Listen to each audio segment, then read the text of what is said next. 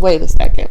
I don't want to say that in a way where we get rid of men and I don't need a man, because I want a man. Hello, good people. Coach Janita here with another Tidbit Tuesday. Happy holidays. I was actually just wondering how early women are taught to objectify men. I was brought up believing that as women, we are these delicate flowers that are waiting for this Prince Charming to come and rescue us. But the problem with that concept of, Barbie dolls and taking care of little babies and being little mommies, holding that responsibility of taking care of a home very early in life, you get this concept that as a young lady, we have the responsibility to carry a very heavy load on our shoulders. And it also, I believe, contributes to the breakdown of the family as we become adults. Just stay with me for a little bit. I'm thinking we're objectifying men and putting them on this platform of being these very strong protectors who are obviously wealthy, right? Prince, they come kind of well put together in order to take care of our needs. We get kind of confused about how to move forward. If you're supposed to be the Prince Charming, you're not supposed to have an off day. You're not supposed to get sick and not be able to pick me up when I fall.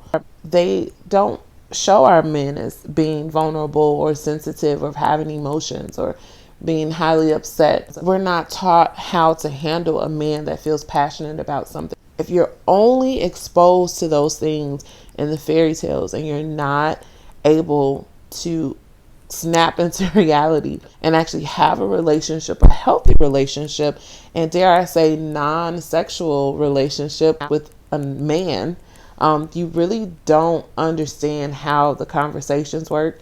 You don't really get the concept of a man living in your house, having to share your space with someone who thinks very differently than you do, yet can flow with you, that can lead you and has a desire to lead you. I think that some of these ideals that we grow up with as young ladies carry into our adulthood and can actually harm us.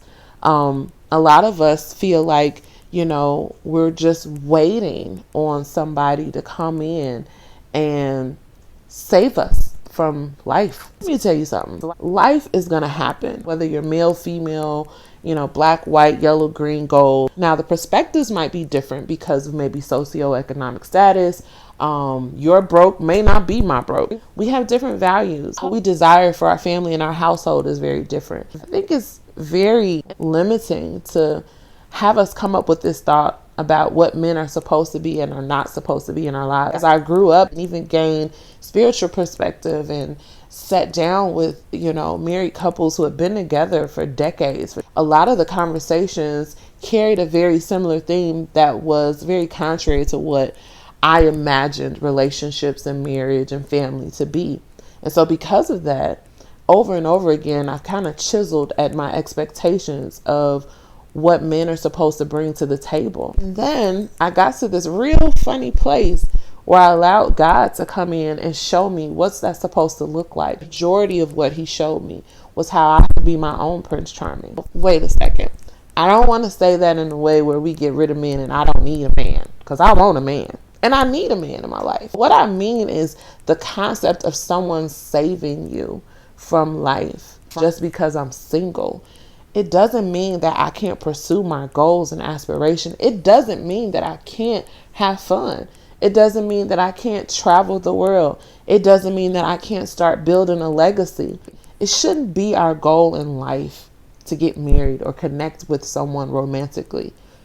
I think by focusing only on that, I know for me, I've missed out on some great friendships, some great travel buddies I could have connected with simply because I felt like if you didn't fit into the box of the man I was supposed to live the rest of my life with, I don't want anything to do with you.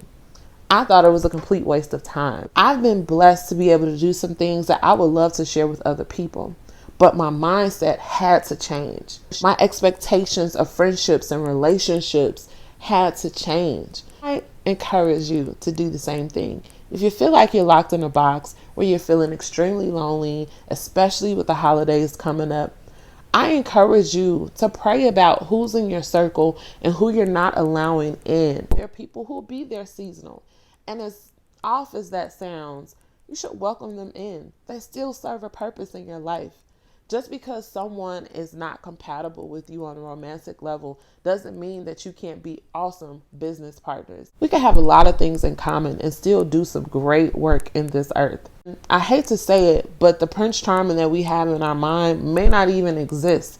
So would you rather waste decades of time waiting and preparing for Prince Charming to show up and magically make everything better?